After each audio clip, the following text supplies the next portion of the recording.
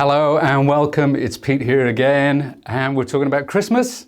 More important than that, we're talking about Tim Holtz Christmas Vault, and Tim has brought out 5 of the most incredible sets with some of your favorites, some of his favorites. We're going to do a really cool make with lots of technique, and I'm going to give you a quick overview of what is in each one of these die sets. So let's get going. So to start off with, I'm going to be concentrating on this set. This is Vault Winter Wishes. You get these gorgeous ice skates, and this used to be a Biggs die. These were much, much bigger, and this was also a Biggs die as well. Now, this cute snowman, you get all the parts, so there's so much going on in just this one set. And remember, this is one of 5. So I'm going to start by cutting out that lovely snowflake. And to do that, I'm going to bring in my Tim Holtz machine. This is the switch machine. Now, if you don't know about this, you haven't seen it before, go check it out. There's loads of videos on YouTube where we talk about what is so great about it. But of course, it's a Sizzix machine, so you know that you're going to get a fantastic cut. So I'm going to put the cut on top of the die. I want to cut this face up where possible. It doesn't really matter with a simple die, but as they get more complex, you get a much cleaner cut. So I'm going to run that through. I don't have to touch everything now. And then once it goes through, I'm just going to reverse that, because sometimes, particularly with a die with lots of detail, you want to be sure you've got a great cut every time. So there we have it. We'll take that out, pop the switch to one side, and there is my die cut. But there's a bit of work yet to be done. Now Tim's got a lot of little tools. He's got a die brush.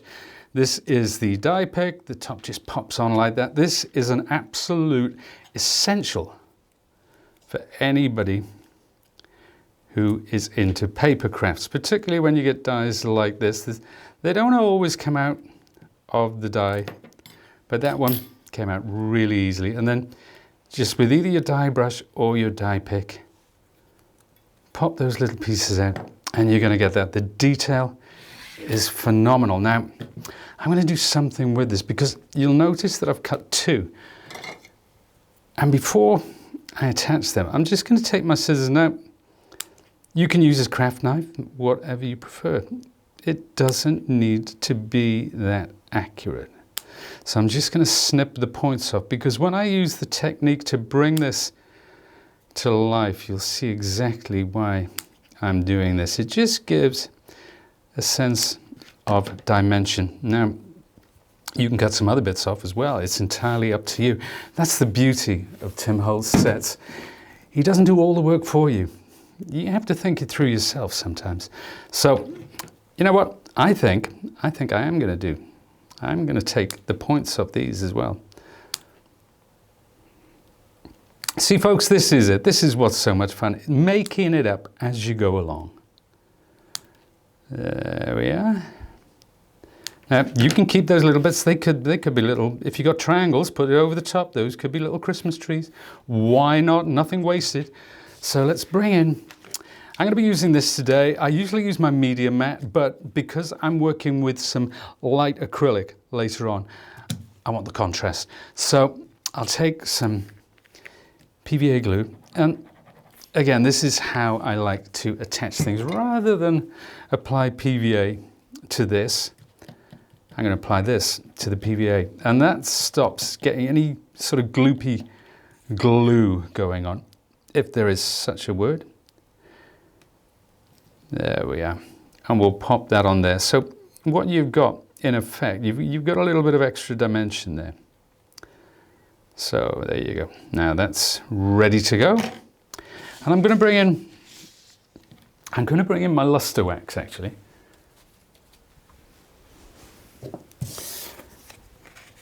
So there it is. I'm just going to use this piece of cut, and I'll explain exactly why in a second. Now, I've got 2 here. There's silver, and there's this charcoal one. Now, the charcoal is far more subtle.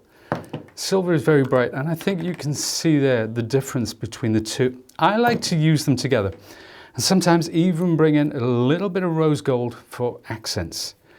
Now, I always rub this onto a separate piece of card. That stops me getting any lumps on my finger, which could be not disastrous, but it kind of, you know, it can look a bit nasty. You can get a big old lump there, and it's, especially when you've spent time putting this together, you come for the pièce de résistance and you mess it up with a big lump of luster wax. We don't want that. No, we do not. I should point out as well, with luster wax, it does say that this can be a skin irritant. Now, if you're more comfortable wearing gloves, or you know, test it to make sure that it's fine for you. I've never had a problem with it, but you know, it says on all kinds of products like cosmetics and that, test it before using it. And this is no different, but never ever had a problem. So there, so you can see how different. Let's see the contrast between that and the black. So it makes it just a little bit, and it's imperfect. It's not a complete covering. You don't need to sort of slap it on. Now the silver, you can see already that's a bit brighter. This is where I'm just going to be picking up certain areas, not the whole thing, just kind of on the edges, picking up the contrast between the two. Remember where I cut one in half, and this will really show the difference by layering. Now you can layer this snowflake up 3 times. You can cut another one in a different place. That's entirely up to you, but let's take a look at that there. You can see it gives off that lovely shine. It is imperfect, and it kind of does look like metal. So that's really cool. We're going to put this to one side, and next we are going to look at the lovely ice skates. Now, the ice skates, you're getting 2 separate skates, slightly different size as well. You'll notice that they've got embossing detail in there that will tell you where to stick the next part, and also lace holes, which you can actually use, surprisingly. Now, I'm going to cut 3 pieces of cards. So I want to do the ivory, I want to do the brown for the heel, and I want to do the black for the blades of the skates themselves. But with the ivory, what I've done, you'll notice, is I've scrunched it up. I've scrunched it up for 2 reasons. It softens the card, but when you die cut it, all these little creases stay there. So when you come to ink it afterwards, it does pick them up. So it looks like sort of worn leather, if you will. But when you die cut it, and I'll show you now, when you die cut it, it actually flattens it out. Now, some people, they might want to die cut the skates and then scrunch it up. I would not do that because the die cutting process really flattens them out. So we'll put the 2 skates there like that. I'll take, these are the blades. I'm going to cut out a black card. And you know what? It might be a good idea if I bring in my cutting plate. How about that? There you go. Right, so there's the blade. There are my 2 skates, and finally these 2 to create that lovely heel. And I make my sandwich. Now, if you want to use maker's tape to make sure that these don't move about, that's not a bad idea. But I'm gonna risk it today. I'm feeling like it's time to take risks, especially when there's a camera switched on. You know, not always recommended, but let's see how it goes. Hopefully this will work out. Right, now, take my machine, bring it across, and I'm ready to run this through. And of course, that's the beauty of having an A4 machine, is you can load up a lot of different dies on there as well. There we are, we'll run that through. Only needs to go through the once. pop it out the other side. And there we have it. You see how these skates, see how that's flattened it out? Now there's still, you can see there are still creases in there, but the die cutting process itself has actually flattened the cardstock out. And that's lovely. And that's a good little tip. If you just want to do a background, you can scrunch up card and run it through the machine without any dies whatsoever. And it still retains that kind of crackle. So it's almost like an emboss without using an embossing folder. So there are the blades. Again, we'll pop those to one side. And pop this over here. Now, skates themselves. I did say that it makes lovely little lace holes. All you need to do is take your die pick and pop them out thus. So, believe it or not, you can actually use twine, and I've got some here. So you can thread the laces with this twine. It does work. This is like I think 0.5 of a mil, this one.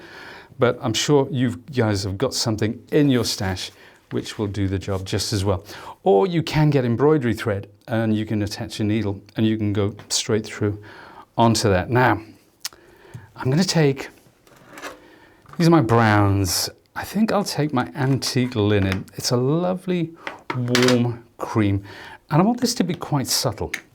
I don't want to go too heavy, but we want to get a little bit of contrast. So it is vintage Christmas, this, very much so.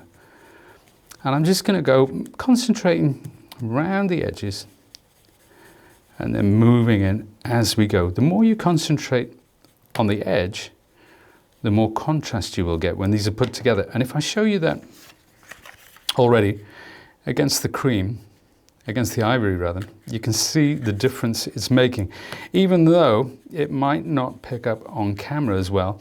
But that's what it's all about. It's about having that level of contrast when you put these together.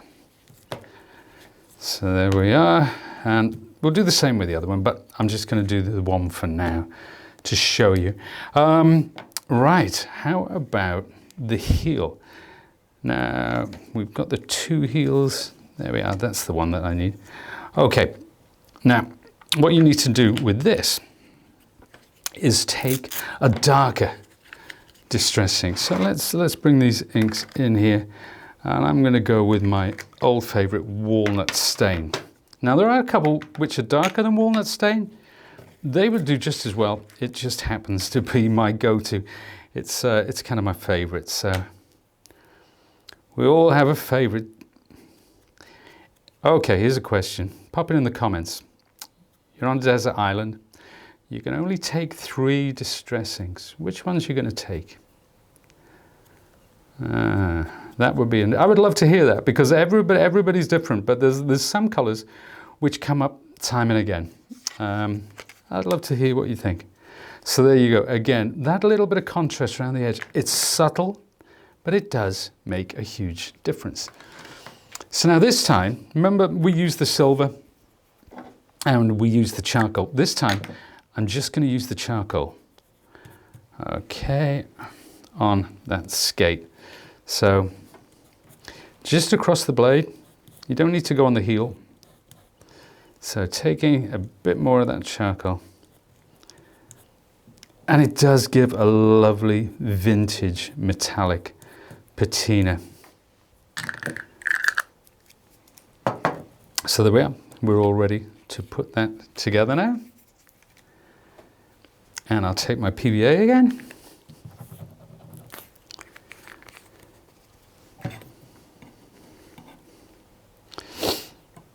So again, let's take the die cut to the glue rather than the other way around.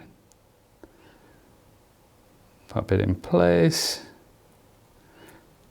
There you go, perfect fit. I remember when this first came out as a Biggs die. It was a huge favorite of everybody's, and that is what Tim does with the vaults. He looks at what, it's not just about what he likes, it's about what you like. It's about bringing back old favorites and, you know what? Putting them together in sets like these, resizing them, maybe flipping them around. Absolutely incredible. Look, see, we can take this and thread it like that through the holes and keep threading until you get something like this. So we've got the two skates. You can see how I've threaded that, and on the back I've just used a blob of hot glue to put those together. Now, what I want to do, again, I'm going to get a little bit of contrast here, and I'm going to take a couple of foam pads and pop them on there, like so. What this is going to do is give me even more contrast by adding depth. Now, I could glue these together, but you see, having that dimension creates a shadow in there, which is gorgeous. Now, where the laces are, what I've done here is I've tied a couple of bows in the same twine, and I'm going to use my glue gun to actually attach these to the skate. I'm going very, very careful. I only need a little bit of glue, and then pop that there like so. So we've got that. We've got our star, and now we need to just create our background. So for my background, I'm going to use this folder. This was from, I think it was Halloween 2023. In fact, it has a sticker on the front which says TH Halloween 23. You see, I don't get nice fresh product. I get samples. This is what I get.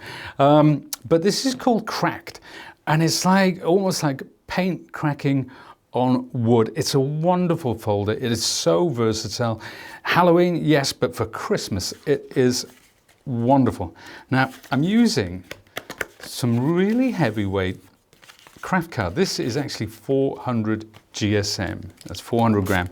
Normally, the maximum we would use is about 300, but you know what? These folders are so great. They give such wonderful dimension. It can absolutely take this heavier weight card. Not a problem. You notice I spritz this with some clean water. What that allows, it allows the fibers to stretch, and it gives me a lovely, clean, deep emboss. So I'm going to pop that onto the folder and make my sandwich. Now, when I'm using any one of our machines with the 3D folder, you simply take out the wafer thin die adapter, or in the case of the switch, this is your plus adapter. That's going to go to one side, and I'm just using one cutting plate and the base platform. So let's pop this, and I'm just going to run it through once. Now, because this is very thick card, they do say running it twice gives you better results, and with normal cardstock, that is quite true. But with this, I think we're going to be absolutely fine. So you see, even 400 gram card, the switch does not struggle in the least. There we are. We pop that through, put our machine to one side, and look at this. Isn't that incredible? I mean, these 3D folders, the level of detail is extraordinary. And it's not like it's a repeat pattern. Each individual piece, all of that detail has been created individually. A really cool, bespoke finish. And you notice as well, there's like a channel down the center. So these could be individual planks. You can cut those in half. But I want to bring this to life a bit more. It's great as it is. Don't get me wrong, but there is one thing I want to do. Now, here's one which I embossed earlier, because obviously this needs to dry. And when it dries, see, it's a bit floppy now, but when it dries, it's rock solid again. It's ready to go. I'm going to take now remember my blending tool. This is the Sizzix blending tool. The heads come off here, and there are so many different heads. Check out our tools and accessories, because one of my go-to is our brayer, and that just slips on like so. Such a clever concept. And I'm going to use some acrylic. Now this is called light buttermilk, the color of this, but any kind of pale cream. I wouldn't use white, although you could absolutely use white. But I like the cream. It adds to that sort of vintage vibe. Make sure you spread it thinly. So keep flicking and lifting, and that's going to ensure that you have a really good coating on your roller. And I'm just going to go from top to bottom, like so. You can press down, it doesn't really matter. It's not going to destroy your emboss because this emboss is rock solid. So notice how much of the acrylic I put on here as well.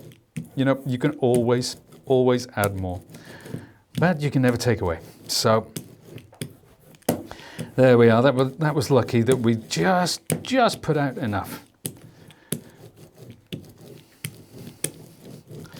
There we are. Isn't that just doing that? That's such a great finish. I mean, you can add other colors as well to get extra contrast, but I'm going to do that in a second. But I'm going to use distress inks. Now, if I pop there, I'll just grab my scissors, because what I want to do, I want to make some almost kind of like weathered planks. So let's cut this one here, like so. Again, you know, you could use a craft knife. It's entirely up to you. The accuracy is not important. It's about the vibe. It's about a feel. You know, you've got to feel this, folks. It's not about precision. Definitely not. Embrace the imperfection. That's what we like. Now, you see there I've cut into that. So you can see how it's created kind of uneven top and bottom. And this one, I'm going to do the same. So just cut it to a natural point where there's a crack. That one there. Wow, again, showing the contrast there and there. Now, something I want to do next is to get, as we spoke about the contrast. Now, we talked about the warmth before. This is why I chose the buttermilk, and it's why I chose the antique linen. I'm going to reach for another really warm, and we were talking about distress inks. These are my browns. I love them all, but Vintage Photo is one that I come back to time and time again. It's a great brown, but it has a lot of red in it, so it gives you a real warmth. And I'm just going to rub it onto my craft mat like that before spritzing with water. Not too much. And I'm going to take these and just slap them down like that. It is truly random. You know, don't overthink it.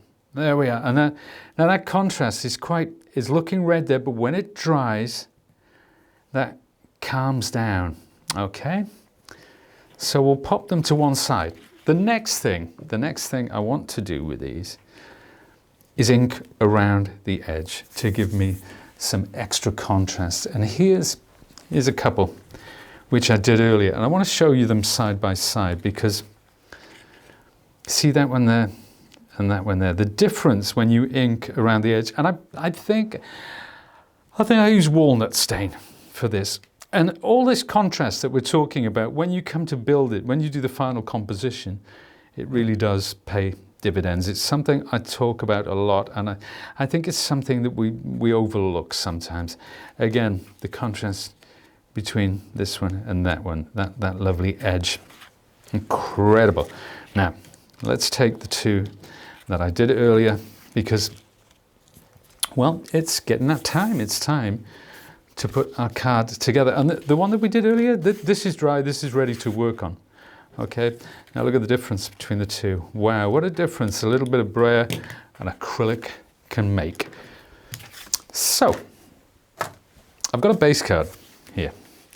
This is my base card, and you'll notice that I've done some stamping on there. It's a Tim Holtz stamp.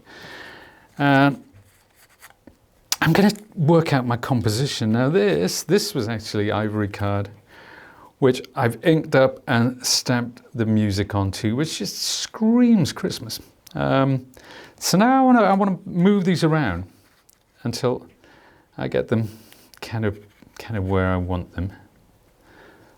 Okay, I know that I can reach one thing that I do love to use is my tiny attacher. So I'm going to take those two and just pop a staple in there. Now that staple, I kind of like the look of it, but it is going to be covered up when we add the next bits. So I'll put that at a kind of an angle. Skates somewhere around there, maybe. Yeah, that looks good. Now that is different. I want to show you, I mean, the black looks good. That looks fine. But when you just use the patina of those luster waxes, it's like night and day. It's a heck of a difference. So let's start putting this together now, where my skates are going to sit about there. So what I can do now is I can take that, and again, with my tiny attacher, like so, and I know that my snowflake is going to want to come up around that area. Don't worry about the inside, because you're going to put an insert in there anyway. So let's get my skates, and again, I want to take some 3D foam pads. With something like this, I usually go with about 4. It gives me anchor points, so that now this does not move about. I've always enjoyed when I've done workshops, and you say to people, you're putting on a background, you say, yeah, 3 or 4 will do, and they'll use 20. 1 in each corner, 10 in the middle, you know, but it'd probably survive a nuclear blast, but there you go. So that's going to go down there, but I want it to be over the top of my snowflake. Maybe like that. Yep, that'll do for me. So take this again, some PVA, get plenty going on there. And again, just dab that, like so. Pick up most of that PVA. Pop it in place. Now, I don't want to have it sort of top to bottom like that. I just want to turn it at a very, very slight angle, like so, before attaching my skates. Yeah. Now, the one thing that pulls all this together, of course, is the sentiment. And I love this collage style. You know, you could have something coming under here as well. It's knowing when to stop, actually. That's a big part of the skill with something like this. So I'm going to put my sentiment there, which reads, of course, Merry Christmas. Wow, that's a really cool cut. Simple little details. That stamping down there, that really works for me. You know, I love the fact that nothing is completely straight. The only things that are completely straight are the edges of the card. Everything else is at a slight angle, but it's the edges of the card, it's that vertical and horizontal that kind of frames it and pulls everything together. So, Vault Winter Wishes. It's a phrase I use a lot, the gift that keeps on giving, but it really is. I mean, even just that snowflake by itself, there's so much that you can do with it. So let's take a look at some of the other examples. We talked about that cute snowman. How about that? Again, one of Tim's stamps. We've used the snowflake in the background to create a kind of a faux emboss. And it's just white on white with a little bit of ink over the top. Now, if you want to get really industrial, how about that? So we used distress oxides for the background and some little pearls which kind of give it the vibe of rivets. And of course, there's a screw head in the center. We've gone for that kind of rust patina. Again, the same stamp, but this time on, what's the word? Vellum. Where did that go?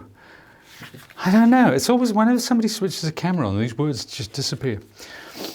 Now this is quite rustic, quite naturalistic.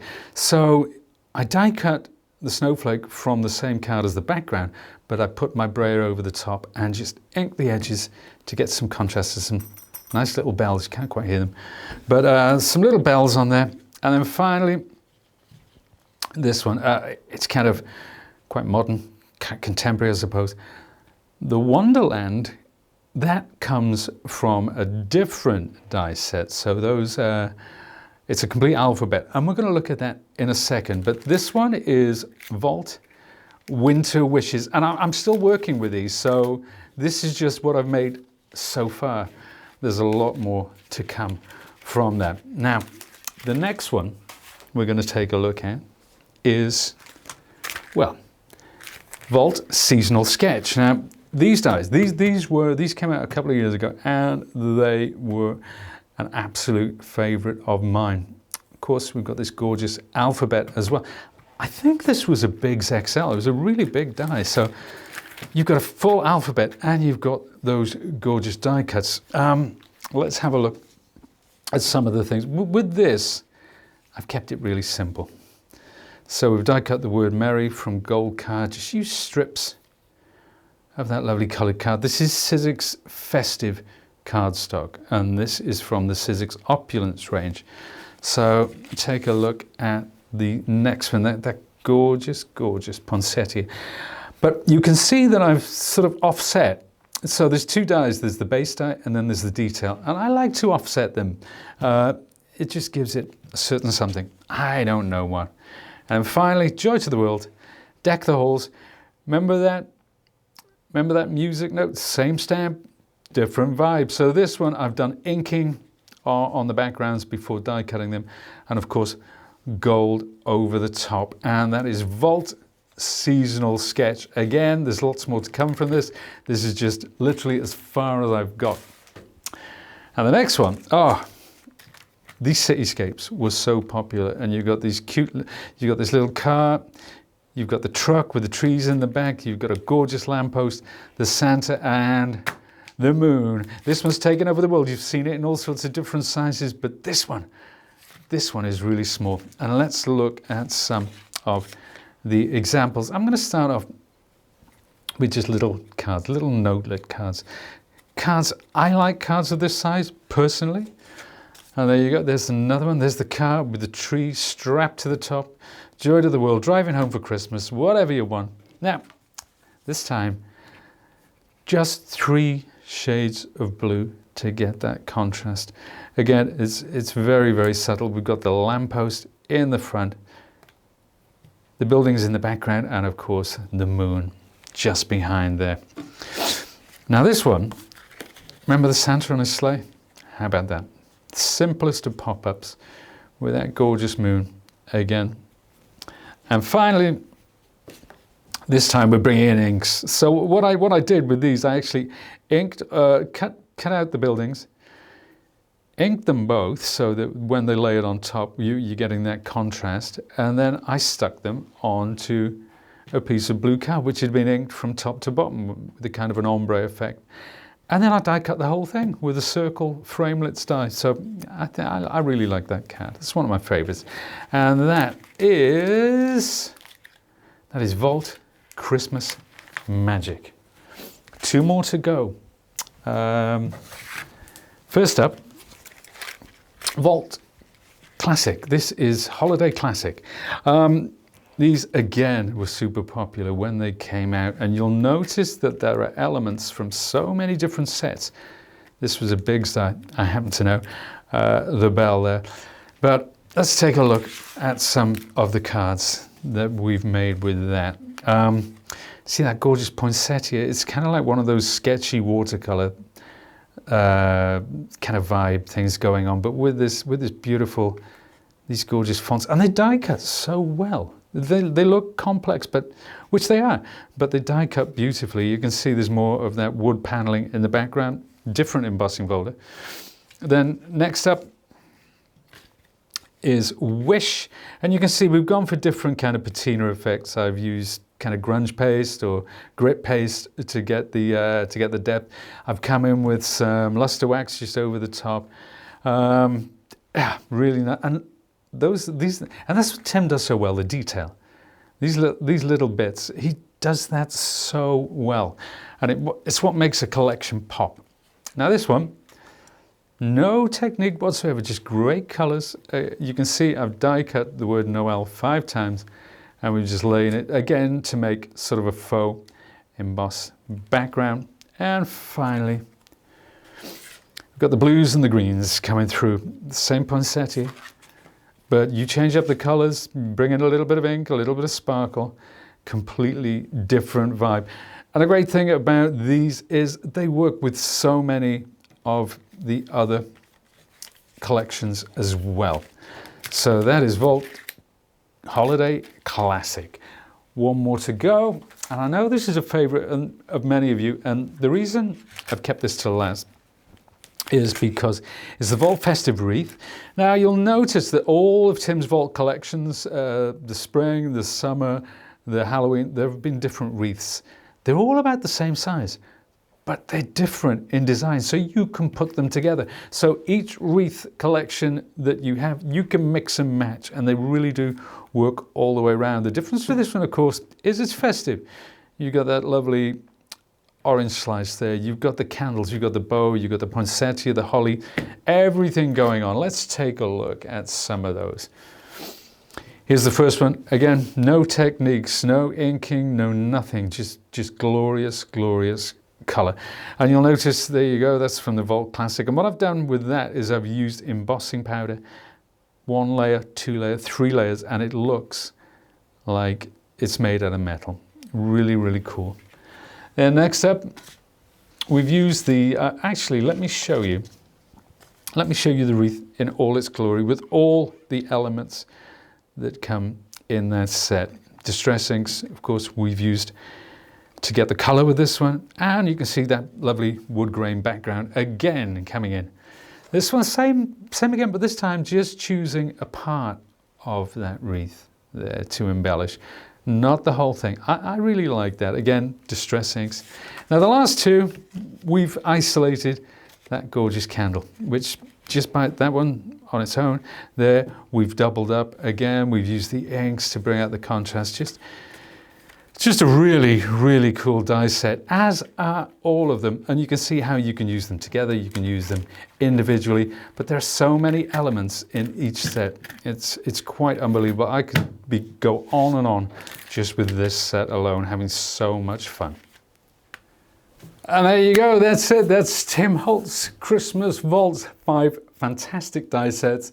We've had a nice make, we've had a little overview, but if you want to find out more, of course, go to the Sizzix website, sizzix.co.uk or sizzix.com. There's loads of content on Instagram and all the usual places. But if you really, and I always say this, if you really want to know what it's all about, then go to timholtz.com. Check out his overview. I'm sure he's got one coming up. It may already be out. I don't know. But he really understands these dies. Not only that, you will see some of the makes made by his incredible, incredible design team. But I've had so much fun. The only frustrating thing for me is now I have to move on to the next thing, and I can't continue playing with these, but I am going to be using them to make my Christmas cards, I have no doubt about it. Thank you very much for joining me today. I hope you enjoyed it. My name is Pete, and I'll see you again soon.